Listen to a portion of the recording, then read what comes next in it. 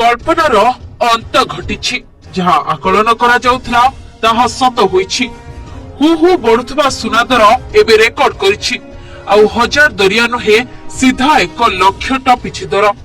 गोटे दिन में 24 क्यारेट सुना दर 3000 टपिथिबा बेले 22 क्यारेट 92,900 टंका होईछि। 1 लाख टंका टपी 24 क्यारेट सुना दर 1,01,350 टंका रे पहुंची। सेपरी 22 क्यारेट सुना दर 2,750 टंका वृद्धि पाई 92,900 टंका रे पहुंची। आगको विवाह ऋतु चलिथिबा बेले लोके सुना किणबाकू भय कलेनी। वित्तीय विशेषज्ञों मतरे सुना दर रे अहेतुक वृद्धि पाई विश्व बजार टैरिफ वार को दायी करा जाउछि। कहुछि कि अमेरिका और चीन मध्य जो टैरिफ वार आरंभ होईछि एहा तार ही परिणाम। अमेरिकार चीन उत्पाद उपरे टिकस बढ़ाउछि। चीन मध्य अमेरिकार उत्पाद उपरे टैक्स बढ़ाउछि।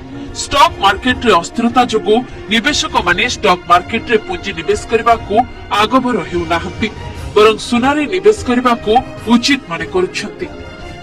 भारतीय रिजर्व बैंक समेत अनेक बैंक मध्य डॉलर को मान देबा को सुना किणुछंती। प्रमुख भावे भारत सुना पाई बाह्य आमदनी उपरे निर्भर करुथबारु दर रे एभली परिवर्तन देखिबा को मिलुछि।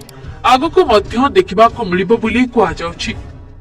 तुलनात्मक भावे देखिले वर्षे तले 24 क्यारेट सुना दर 78,590 टंका रहितबा बेले पाखापाखि 13,000 टंकार रेकर्ड वृद्धि होईछि। निकट अतीत को देखिले 22 क्यारेट सुना दर गला सप्ताहक मध्य 5,500 और 24 क्यारेट सुना दर 6,100 टंका बढ़ी।